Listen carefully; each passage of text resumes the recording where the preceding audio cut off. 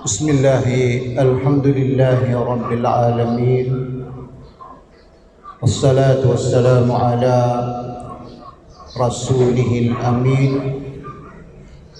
Allahumma allimna ma yanfa'una wanfa'na bima 'allamtana wa zidna ilma. Allahumma arzuqna al-ikhlasa fil qawli wal 'amal. ربنا تقبل منا إنك أنت السميع العليم وتب علينا إنك أنت التواب الرحيم. أما بعد، السلام عليكم ورحمة الله تعالى وبركاته.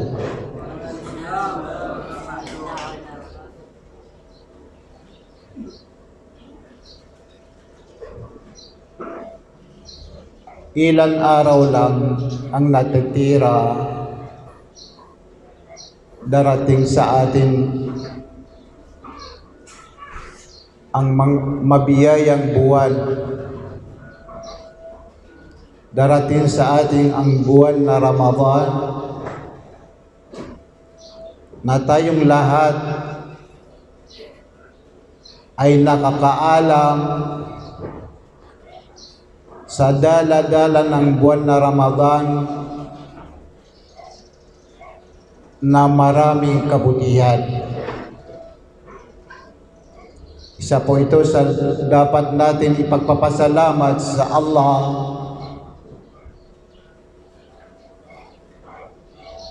at kasama ang ating panalangin sa Allah na tayo pong lahat ay makaabot sa buwan na Ramadan, na tayo pong lahat ay ligtas sa lahat ng mga masasama at tayo po ay kanyang gawin mapabilang sa kanyang mga alipin,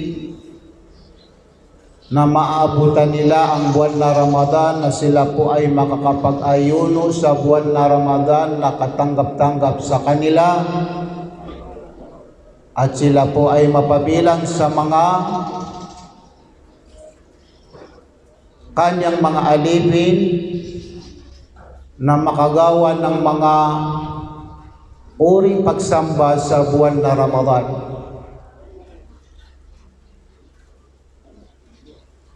Hindi nakatago sa atin ano po ang nilalaman ng buwan na Ramadan na mga kabutihan. Sapatin sa ating mga sarili ang katulad ng sinabi ni Propeta Muhammad sallallahu alaihi wasallam, "Man sama Ramadana imanan wa ihtisaba, ghufira lahu ma taqaddama min dhanbihi." Sino man ang mag-aayuno sa buwan na Ramadan, na ito ay kanyang paniniwala sa Allah at kanyang hinahangad ang biyaya ng Allah subhanahu wa ta'ala, ghufira lahu ma taqaddama min dhanbihi, ipagpapatawad sa kanya ang lahat ng nagawa niyang pagkakasala. Ganon din ang kanyang sinabi, "Man qama Ramadana imanan wa ihtisaba, ghufira lahu ma taqaddama min dhanbihi." Sino man ang gumawa ng mga hindi mga obligadong pagsasala sa buwan na Ramadan, ang pagsasala sa gabi ng Ramadan, imanan wa ihtisaba, ito ay kanyang paniniwala sa Allah subhanahu wa ta'ala at kanyang hinahangad ang biyaya ng Allah subhanahu wa ta'ala, ghufira lahu ma taqaddama min dhanbihi, ay ipagpapatawad sa kanya ang nakaraan ng kanyang mga kasalanan. Ipagpapatawad sa kanya ang kanyang nagawang kasalanan. Ganon din ang kanyang sinabi, man qama laylatal qadri imanan wa ihtisaba, sino man ang makakapagsagawa ng pagdarasal o mga pagsamba sa gabi ng Laylatul Qadr, gabi na itinakda, imanan wa ihtisaba, at ito ay kanyang paniniwala sa Allah at paghangad sa biyaya ng Allah subhanahu wa ta'ala, ghufira lahu ma taqaddama min dhanbihi, ay ipagpapatawad sa kanya ang lahat ng kanyang nagawang pagkakasala. Ang ibig po sabihin, ang buwan na Ramadan ay napakaraming kabutihan na napapaloob po sa buwan na Ramadan. Kaya si Propeta Muhammad sallallahu alaihi wasallam, isa sa kanyang pag-uugali na kapag malapit ang buwan na Ramadan, ito ay kanyang ibinibigay na magandang balita sa kanyang mga sahaba o mga kasamahan. At kanyang sasabihin, qad ja'akum Ramadan, qad ja'akum syahrun mubarak. Katiyakan, dumating sa inyo ang buwan na mabiyaya. Dumating sa inyo ang buwan na mubarak. Ibig sabihin na mubarak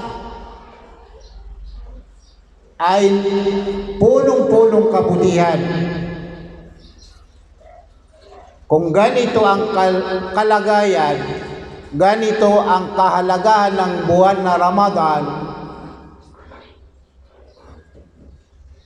ano po ang dapat natin naisin?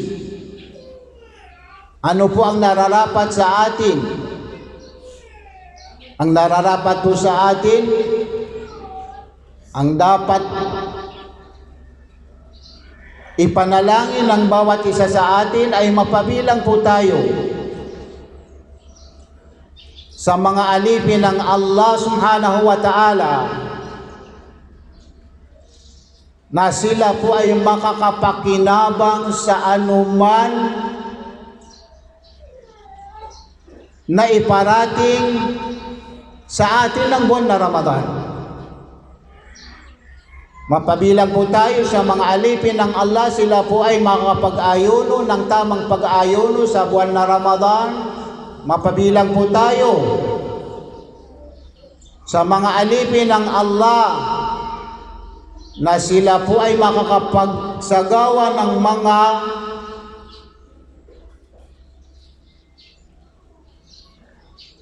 hindi obligadong pagdarasal. Mapabilang po tayo sa mga alipin ng Allah na sila po ay mapapatawad ng Allah subhanahu wa ta'ala sa kanilang mga kasalanan.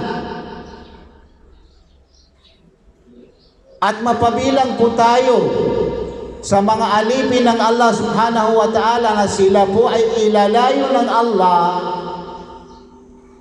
at ililigtas ng Allah subhanahu wa ta'ala mula sa impyerno.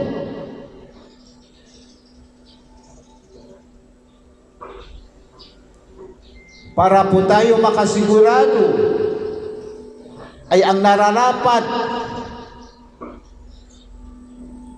nararapat natin tahakin na daanan ay yung daanan na nandoon ang kasiguraduhan, yung daanan na nandoon ang katiyakan. Ano po ang ating masasabi na daanan na nandoon ang kasiguraduhan at nandoon ang katiyakan? Wala po tayong masasabi na daanan na nandoon ang kasiguraduhan maliban lang sa daanan na kung saan ito ang dinaanan ni Propeta Muhammad sallallahu alaihi wasallam. Dahil sa si Propeta Muhammad, sumakanya nawa ang kapayapaan, ipinag-utos sa atin ng Allah ay tayo ay kanyang tula, tayo ay sundin po natin ang pamamaraan ni Propeta Muhammad sallallahu alaihi wasallam sa lahat ng mga uring pagsamba na ito ay inobligado sa atin ng Allah subhanahu wa ta'ala. Kailanman ito ay hindi tatanggapin ng Allah subhanahu wa ta'ala hanggat ito ay hindi maisagawa na maiayon sa pamamaraan ni Propeta Muhammad sallallahu alaihi wasallam. Kaya doon po tayo makakasigurado upang tayo ay mapabilang sa mga alipin ng Allah na sila po ay makakapakinabang sa buwan na Ramadan, ay ang nararapat po sa atin na tahakin na daanan ay yung daanan ni Propeta Muhammad sallallahu alaihi wasallam. Dahil sa doon po tayo makakasigurado na tatanggapin sa atin ang ating pag-aayono. Doon po tayo makakasigurado na tatanggapin sa atin ang lahat ng mga uring pagsamba na ating isasagawa sa buwan na Ramadan. Bilang palatandaan, sinabi ng Allah subhanahu wa ta'ala, wa in tuti'uhu tahtadu, wa in tuti'uhu tahtadu. Kung inyong susundin si Propeta Muhammad sallallahu alaihi wasallam, tahtadu, kayo ay mabibigyan o magagabayan sa wastong pamamaraan. Kung ang inyong susundin ang pamamaraan ni Propeta Muhammad, tahtadu, kayo ay mabibigyan, magagabayan sa tamang pamamaraan. Kaya ang pag-aayuno sa buwan na Ramadan, para po tayo ay makasigurado ang nararapat sa atin na tahakin na landas sa pamamaraan sa pag-aayuno sa buwan na Ramadan ay yung daanan na dinaanan ni Propeta Muhammad sallallahu alaihi wasallam. Kaya ang paksa po natin ngayon ay yung tinatawag na Hadyun Nabi sallallahu alaihi wasallam fi Ramadan. Ulitin ko po, ang paksa po natin ngayon ay Hadyun Nabi sallallahu alaihi wasallam fi Ramadan. Ano ang gabay ni Propeta Muhammad sallallahu alaihi wasallam sa pakikitungo sa Ramadan? Maraming nagpapaliwanag tungkol po sa ano po ang nararapat ipaghahanda sa pagdating ng buwan na Ramadan. Mayroon sa kanila mali ang kanilang paliwanag. Ang masasabi po natin na tamang paliwanag tungkol po sa paghahanda sa buwan na Ramadan ay ang malaman, maunawaan kung ano ang gabay ni Propeta Muhammad sallallahu alaihi wasallam tungkol sa pakikitungo sa buwan na Ramadan. Dahil sa ang gabay ni Propeta Muhammad sallallahu alaihi wasallam, doon po tayo makakasigurado na tatanggapin sa atin ng Allah subhanahu wa ta'ala ang ating pag-aayon. Doon po tayo makakasigurado na tayo po ay mapabilang sa mga alipin ng Allah subhanahu wa ta'ala na mapapakinabangan nila ang lahat, ang anuman ang nilalaman ng buwan na Ramadan. So, babangkitin po natin ang apat ng gabay ni Propeta Muhammad tungkol po sa pakikitungo sa buwan na Ramadan. Babangkitin po natin ang apat tungkol sa gabay ni Propeta Muhammad sa pakikitungo sa buwan na Ramadan. Unang, al-isti'addad wa at-tahayyu' li Ramadan qabla Ramadan.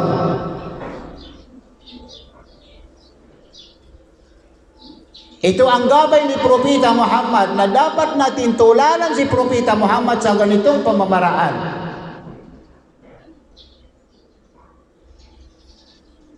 Hindi tayo ang mag-iimbento, mag-iisip ng pamamaraan, kundi ang nararapat po sa atin ay tularan natin si Propeta Muhammad sa kanyang gabay, sa kanyang pamamaraan sa pakikitungo sa buwan na Ramadan. Ano ang kahulugan sa kanyang sa ating sinabi? Al-isti'addad wa at-tahayyu' li Ramadan qabla Ramadan.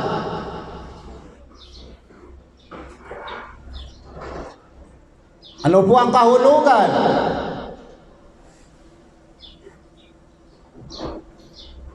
Ang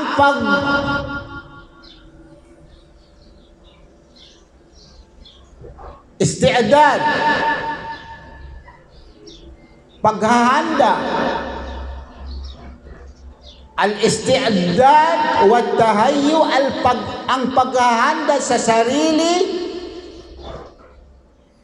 para sa Ramadan, qabla Ramadan, bago pa dumating sa ating ang buwan na Ramadan.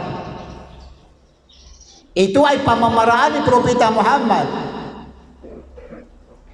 Ang paghahanda sa darating na buwan na Ramadan bago dumating ang buwan na Ramadan. Ito ba ay masasabi po natin na tama? Tamang pamamaraan? Masasabi po natin ito na tamang pamamaraan dahil sa mayroon po tayong katibayan, mayroon po tayong dalil. Isang katibayan katulad na ikwento ng kanyang na ang nanay natin na si Aisha radhiyallahu ta'ala anha, na ang kalagayan ni Propeta Muhammad sallallahu alaihi wasallam, minsan ay pinag-ayunuan niya ang buwan na Sha'ban ng kompleto.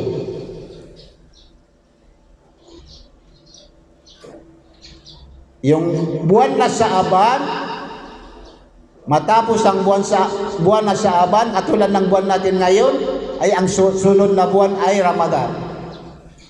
So si Propeta Muhammad sallallahu alaihi wasallam, ang kanyang kalagayan, ang kanyang katayuan, minsan ay pinag-aayunuan niya ang kabuuan ng buwan ng Sha'ban.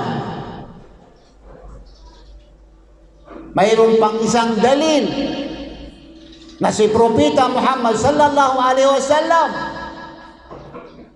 walang isang buwan na sobrang napakarami ang napag-ayunuan po doon ni Propeta Muhammad sallallahu alaihi wasallam maliban lang sa Sha'ban.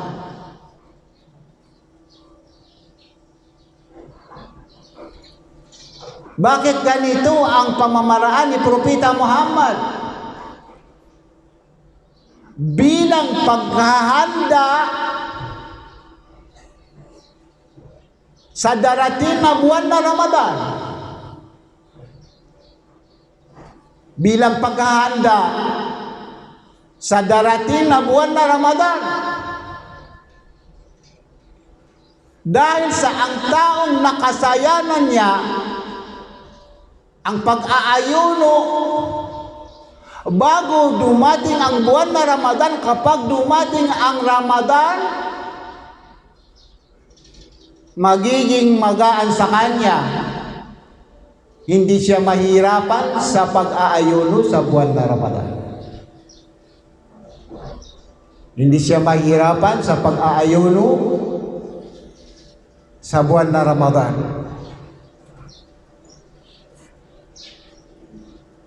Kaya isa ito sa tinatawag na paghahanda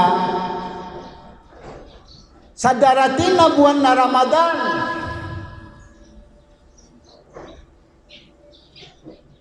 Sanayin mo ang iyong sarili sa pagsasabuhay, sa mga klaseng pagsamba, mga uring pagsamba, na kung saan ito ay napakahalaga, magiging napakahalaga sa buwan na Ramadan. Kaya isa sa mga gawain na kapakipakinabang sa buwan na Ramadan ay ang pag-aayuno. Sanayin po natin ang ating mga sarili. Bago dumating sa atin ang buwan na Ramadan, ay sanayin po natin ang ating mga sarili sa pag-aayuno. Kaya ito ay makakatulong sa atin. Ito ay makakatulong sa atin. Dahil sa kapag ito ang magiging pamamaraan po natin, ay siguradong kapag dumating sa atin ang buwan na Ramadan, ay makakayanan natin ang pag-aayuno. Makakayanan natin ang pag-aayuno. Ito ay tungkol sa pag-aayuno.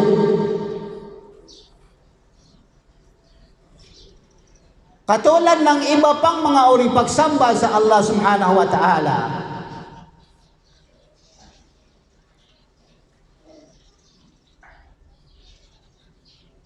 na dapat po natin isabuhay sa buwan na Ramadan, bago pa dumating sa atin ang buwan na Ramadan, ay sanayin po natin ang sarili sa ganitong klaseng pagsamba sa Allah subhanahu wa ta'ala.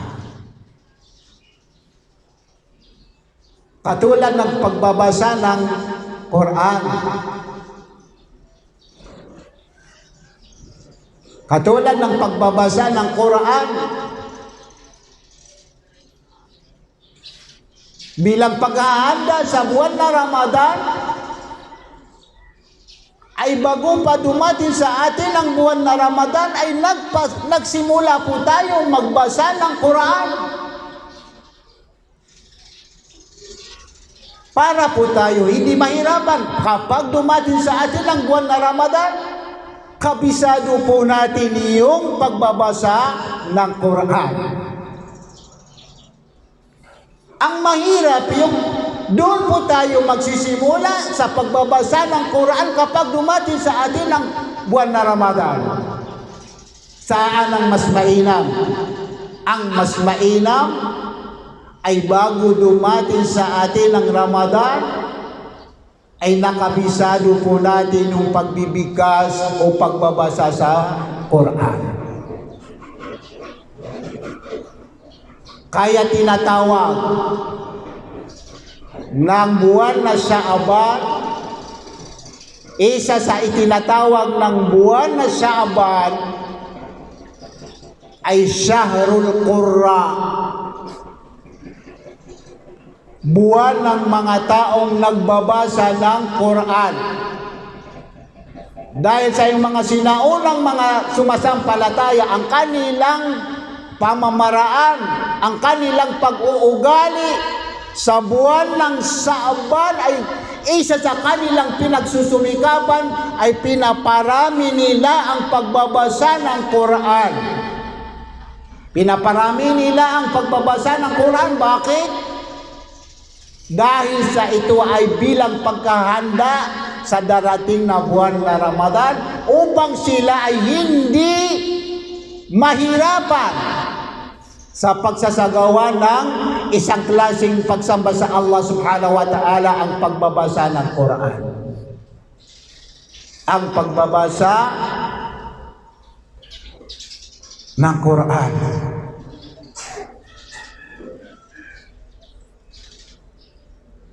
Ganon din ang iba pang mga gawain pagsamba sa Allah subhanahu wa ta'ala. Masasabi po natin na ang mga sinaunang mga sumasampalataya bago pa dumating sa kanila ang buwan na Ramadan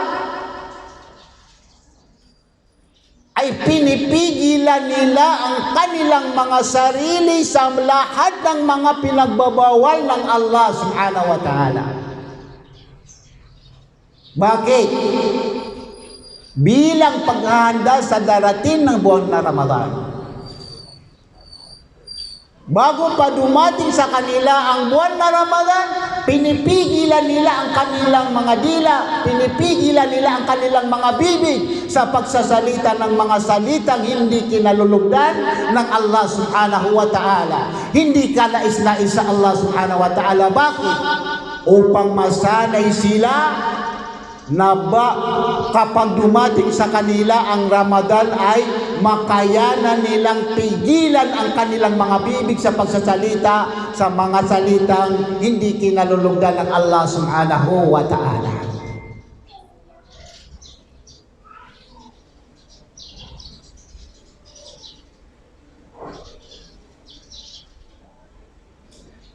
Ang mga sinaunang sumasampalataya bago sumapit sa kanila ang buwan na Ramadan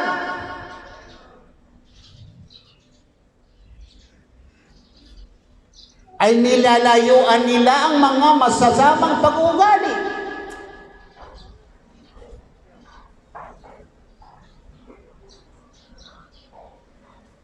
Nilalayuan nila, iniiwasan nila ang mga masasamang pag-uugali. Bakit? Bilang paghahanda sa darating na buwan na Ramadan upang sila ay hindi mahirapan sa paglayo sa mga anuman ipinagbabawal ng Allah subhanahu wa ta'ala sa kanila.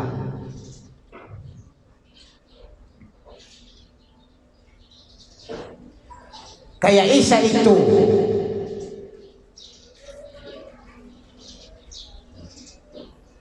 sa gabay ni Propeta Muhammad sallallahu alaihi wasallam tungkol sa pakikitungo sa buwan na Ramadan, ang paghahanda, al-isti'adad wa tahayyu li Ramadani qabla Ramadan. Ang paghahanda sa Ramadan bago dumating sa atin ang Ramadan.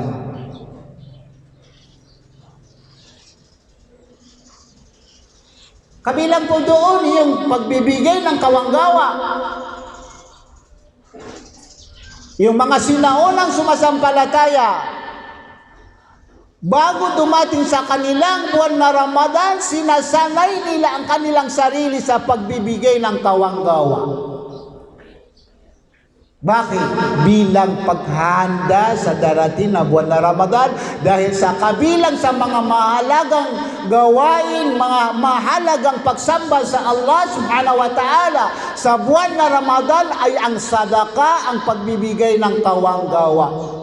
Kaya para hindi po sila mahirapan sa ganitong klaseng pagsamba, bago dumating sa kanila ang buwan na Ramadan ay kanilang sinasanay ang kanilang sarili sa pagbibigay ng kawanggawa.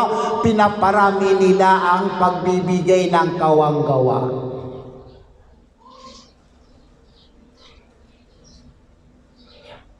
So itanong natin sa ating mga sarili, ganito ba ang ating pamamaraan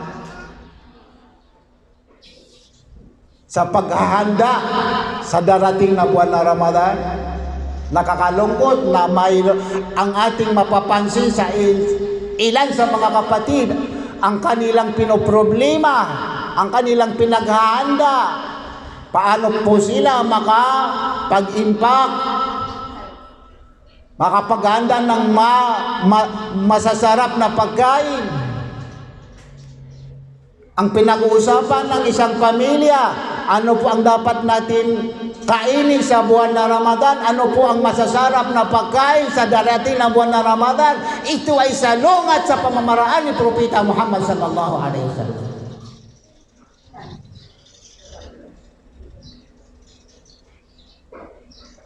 Paano po tayo? Paano natin mapapakinabangan ng buwan na Ramadan na ilayo po natin ang ating mga sarili sa gabay ni Propeta Muhammad sallallahu alaihi wasallam? Tayo ang nag-iimbento, tayo ang nag-iisip tungkol po sa paghahanda sa buwan na Ramadan. Na ilayo natin ang ating mga sarili sa gabay na iniwan sa atin ni Propeta Muhammad sallallahu alaihi wasallam.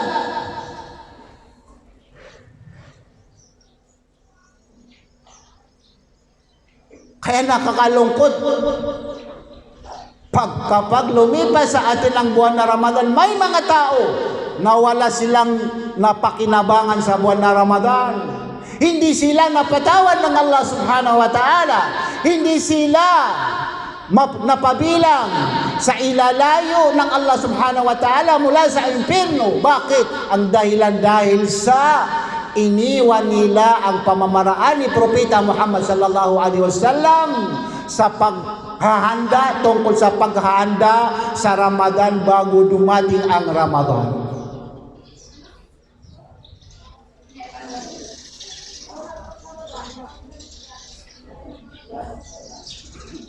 Hindi ba tayo malulungkot?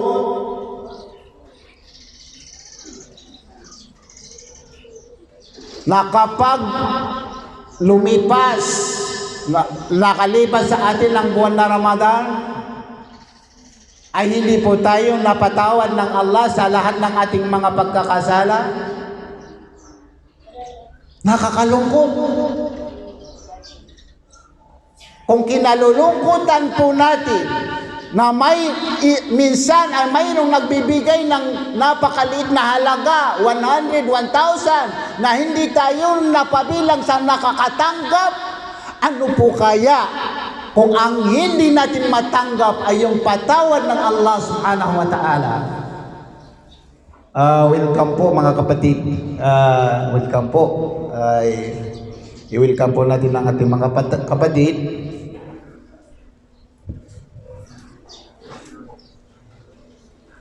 Kaya isa po yung sa kailangan maunawaan. Nagabay ni Propeta Muhammad.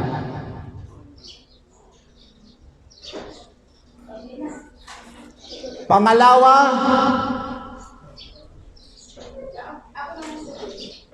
ang tawag sa kanya ay al-akhdhu bi ma'alil umur.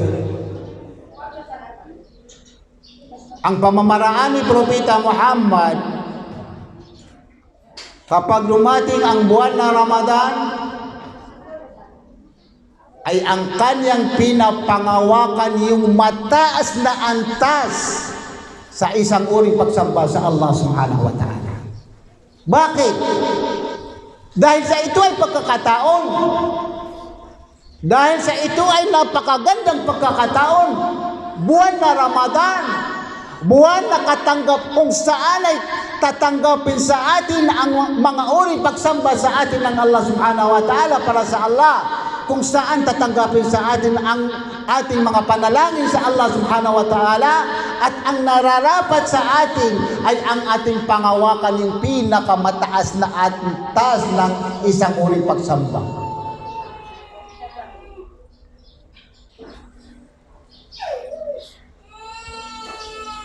Al-akhdhu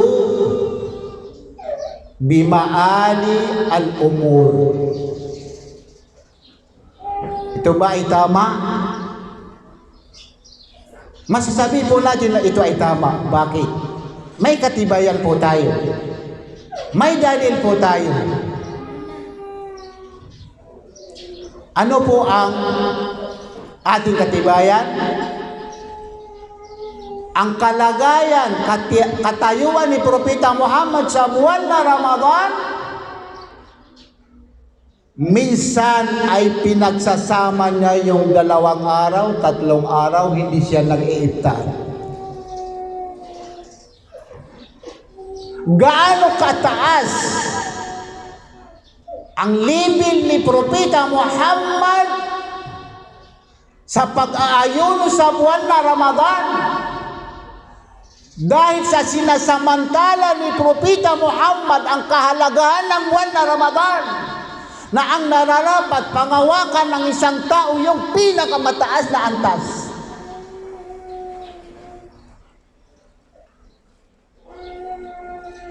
At siya ay tinularan ng kanyang mga sahaba, at nalaman ni Propeta Muhammad na tinularan siya ng kanyang mga sahaba, ay pinagbawalan sila ni Propeta Muhammad. Sabi ni Propeta Muhammad sa kanila, la tuwasilu, huwag niyong ituloy ang inyong pagpipigil sa lahat ng inyong pinipigilan sa loob ng 2 araw. Pero kung gusto niyo, sabi ni Propeta Muhammad, ay hanggang doon lang kapag sumapit ang Fajrus Sadiq, yung tinatawag na suhur, oras ng suhur. Bago sumapit ang oras ng Fajr ay yun ang tinatawag na suhur. Ito lang ang pinagbawal sa Islam. Halimbawa, yung nag-aayuno kapag dumating kapag lumubog ang araw, pwede niya hindi mag-iftar, ituloy niya ang kanyang imsak, pagpipigil sa anuman inobligadong pinagpipigilan ng Islam, hanggang sa dumating yung waktu suhur, oras na tinatawag na suhur, bago sumapit ang oras ng Fajr. Ito lang ang pinaghintulot. At nagsabi ang mga sahaba ni Propeta Muhammad, innaka tuwasil. Pero ito ay ginagawa mo, Propeta Muhammad. At sabi ni Propeta Muhammad sa kanila, inni abitu yut'imuni wa yasqini rabbi. Ako ay napapaloob po sa gabi, na ako ay pinapakain at pinapainom ng aking Panginoon.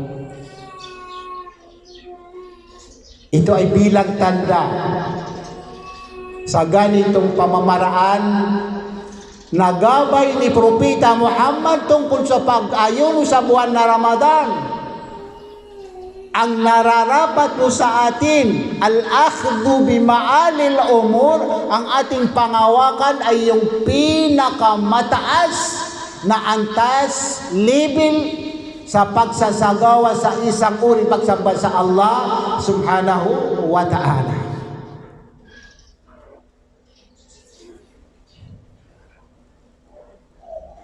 Pangatlo,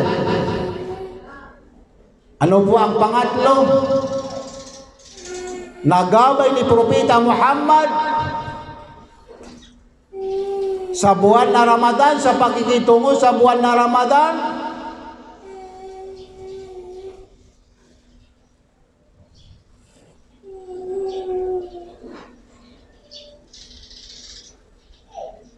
ang pagdudubli,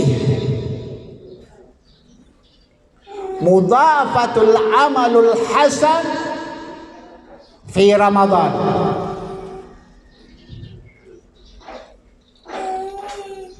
Lalo na dinadagdagan ni Propeta Muhammad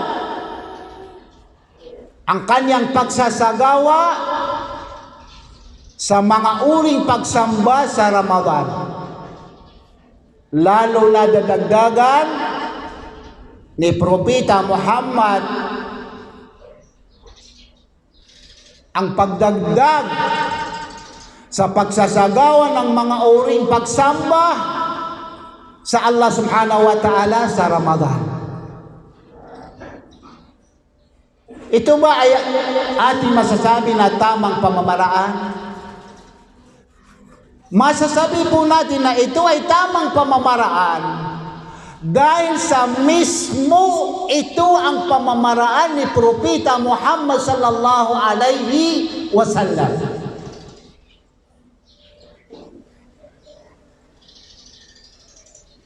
Si Propeta Muhammad sallallahu alaihi wasallam, ang kaniyang katayuan sa ibang mga buwan ay siya po ay matatawag na mapagbigay. Nandun sa kanya ang Jude. Siya ay mapagbigay. Pero kapag dumating ang buwan na Ramadan, lalo na madagdagan, sobrang matatawag na sobrang mapagbigay na tao. Ano po ang kahulugan? Dahil sa dinudubli ni Propeta Muhammad ang pagsasagawa ng isang pagsamba sa Allah subhanahu wa ta'ala. Ito ay napansin ng mga sahaba kay Propeta Muhammad sallallahu alaihi wasallam. Allahu Akbar. Napansin ito ng mga sahaba kay Propeta Muhammad sallallahu alaihi wasallam kapag dumating ang buwan na Ramadan, lalo na gumaganda ang pag-uugali ni Propeta Muhammad sallallahu alaihi wasallam.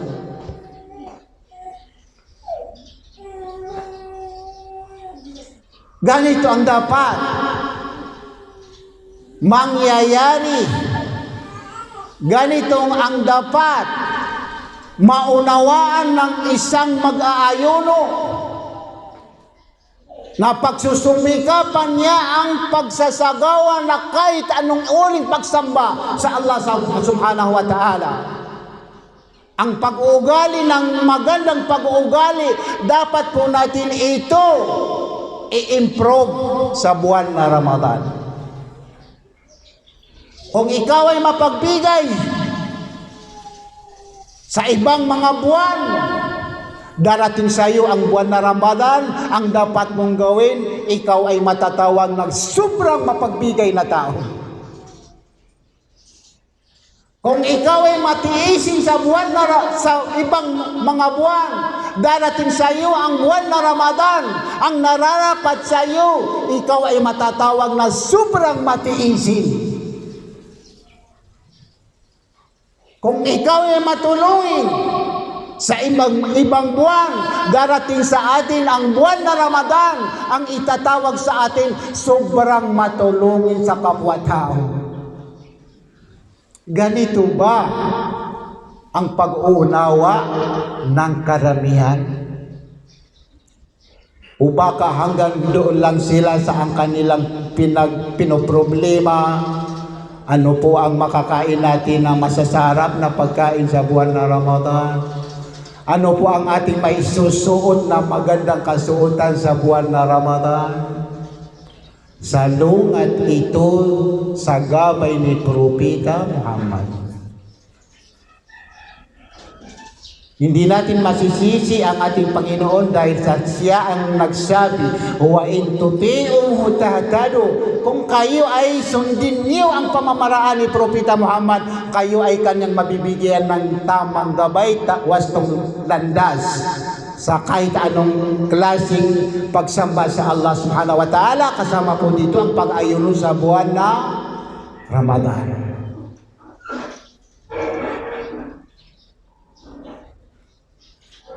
Isa yun sa dalil, katibayan sa pangatlong gabay ni Propeta Muhammad sa pakikitungo sa buwan na Ramadan, mudha'afatul amali salih fi Ramadan. Ang ibig ko sabihin, kapag dumating sa ating ang Ramadan, kung dati nating pag-uugali, dati nating kalagayan, ay hindi tayo nagbabasa ng Quran, magbasa tayo ng Quran. Kung dati nating katayuan, hindi tayo nagsasala ng mga hindi mga obligadong pagsasala, darating sa atin ang Ramadan, magsasala tayo ng mga hindi mga obligadong pagsasala. Kung dati nating katayuan, ay tayo po ay nagsasadaka ng konti sa iba pang mga buwan, darating sa atin ang buwan na Ramadan, dagdagan natin, i-improve natin yung pagbibigay ng kawanggawa. Dahil sa ito ang pamamaraan ni Propeta Muhammad sallallahu alaihi wasallam. Nakatatlo po tayo. Pang-apat. Pang-apat na gabay ni Propeta Muhammad tungkol sa pakikitungo sa buwan na Ramadan, yasiru fi kulli sha'nihi litahsili taqwa qawlan wa fi'lan.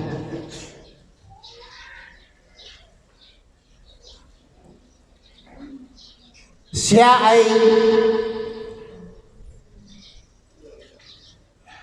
ginagawa niya ang lahat ng kanyang mga gawain sa buwan na Ramadan na ang kanyang layunin litahsilit taqwa, upang matanggap niya ang tinatawag na takwa, pagkakatakot sa Allah subhanahu wa ta'ala, na ito ang layunin kung bakit inobligado sa atin ang pag-ayuno sa buwan na Ramadan. Sa sinabi ng Allah subhanahu wa ta'ala, kutiba alaykumus siyamu kama kutiba alal ladina min qablikum la'allakum tattaqun. Inobligado sa atin ang pag-ayuno sa buwan na Ramadan, katulad ng pagkakaobligado ito sa mga sinaunang mga sumasampalataya, la'allakum tattaqun, upang kayo ay magkaroon ng takwa, pagkakatakot sa Allah subhanahu wa ta'ala.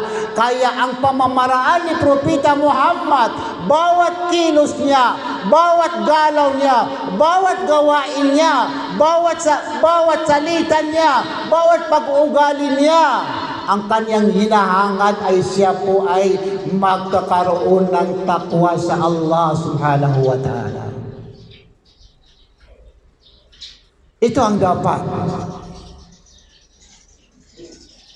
So sapat na ang apat na ating nabanggit na kung ito ang maisabuhay ng taong mag-aayuno, siguradong sigurado na siya po ay mapabilang sa mga alipin ng Allah subhanahu wa ta'ala, na kanilang mapapakinabangan ang dala-dala ng buwan na Ramadan ng sobrang napakaraming kabutihan. Higit pa doon na sila po ay mapabilang sa mga alipin ng Allah subhanahu wa ta'ala, na sila po ay mapagpapatawad ng Allah subhanahu wa ta'ala sa lahat ng kanilang nagawang pagkakasala. Sila ay mapabilang sa mga alipin ng Allah na sila po ay ililigtas ng Allah subhanahu wa ta'ala mula sa impyerno. Isisingit ko lang ito. Ang maliban dito na pamamaraan ay pamamaraan na hindi kinalulugdan ng Allah. Dahil nasa dalawang klase ang pag-aayuno. Pag-aayuno, unang klase, pag-aayuno na ito ay naiayon sa kagustuhan ng Allah subhanahu wa ta'ala na pamamaraan. Ito ang dapat natin pagsumikapan. Maiayon natin yung pag-aayon po natin sa anuman ginugusto ng Allah subhanahu wa ta'ala na pamamaraan. Pangalawang klaseng pag-aayono na doon natin naiayon sa sarili natin pagnalasa. Tayo ang nag-iisip, tayo ang nang-iimbento sa ano po ang dapat natin gawin sa buwan na Ramadan. Katulad ng ating pagkakaalam na may mga tao, iba ang kanilang pinaghahanda sa darating na buwan na Ramadan. Ang kanilang pinag-usapan, ano po ang dapat natin kainin na masasarap na pagkain sa buwan na Ramadan. La hawla wa la quwwata illa billah. So insyaallah, insyaallah lahat po natin ito napulot. At huwag natin kalimutan dahil sa ito ay napakahalaga. Katulad ng ating nasabi na ang buwan na Ramadan ay napakahalagang pagkakataon. Kaya ang nararapat po sa atin, siguraduhin po natin na ang ating madadaanan na pamamaraan sa pag-aayono sa buwan na Ramadan ay yung tamang daanan.